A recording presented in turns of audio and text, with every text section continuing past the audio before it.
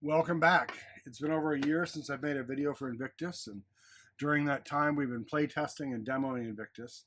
We've done 3 conventions now, Marmalade Dog and Wizard Con here in Kalamazoo, and Grand Con up in Grand Rapids.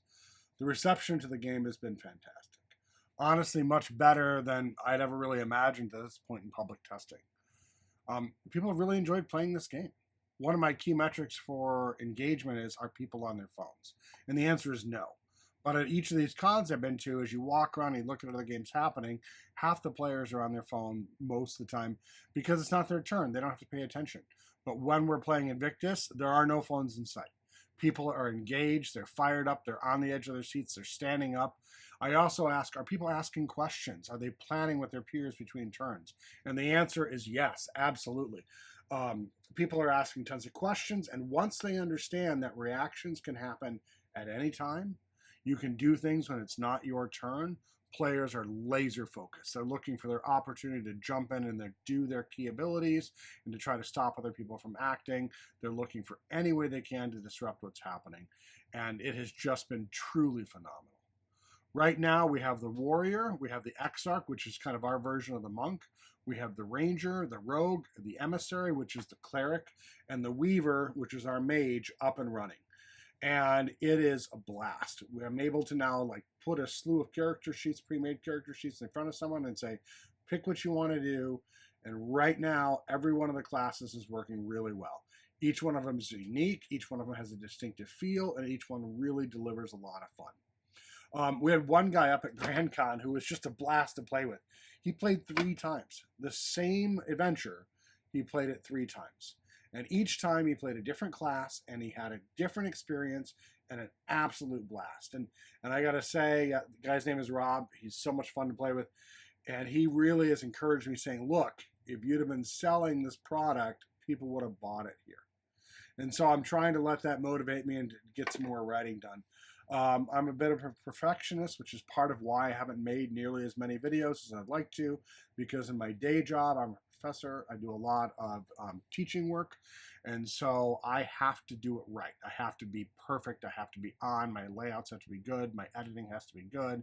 And so by the time I get done with that all day and I'm home, I don't really have that juice anymore. So this is a real different thing for me to not produce polished, quality content. But you know what? We're going to give it a shot because I want to share this game with people. And then 2 weeks from today, November 14th to the 16th, I guess it's, 11 days from now, we're going to be in Ypsilanti, Michigan at UConn. So I'm really excited about that. If you're in Michigan, if you're around Ypsilanti, Ann Arbor area, come out and join us. We're going to have a great time. In this game, like I said, combat is a blast. There are no phones. Everyone's on the edge of their seats. Some are standing. It's intense.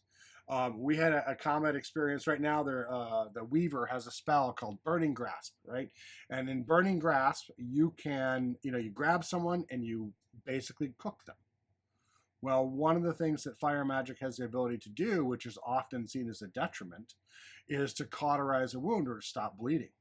Well, we had a player who was bleeding out and no one could stop his bleeding in time. And so the mage said, wait a minute, can I hit him with my burning hands and close his wounds? And I said, sure, you're good at this. You can do the minimum, 1 point of fire damage and try to close the guy's wounds. It's random, there's a chance to do it. And that was kind of creative, out of the box thinking. It was a lot of fun. We had another case where someone fired an arrow at someone, and as the arrow went by, they said, I have a gust spell that's an instant cast spell. Can I use that to push an arrow off course so it doesn't hit someone? And the answer was absolutely. So once players understand that you can be doing your abilities when it's not your turn, they get so engaged in the combat. People have had these amazingly creative uses for spells that I had never thought about doing, and I absolutely love it. I absolutely love it. It's so, so fun. So right now, I say to you, hey, subscribe to the YouTube channel if you want to learn more. Come join us over on Discord. If you want to hear more about this exciting game that we're making, hang around. We'd love to see you. Bye for now.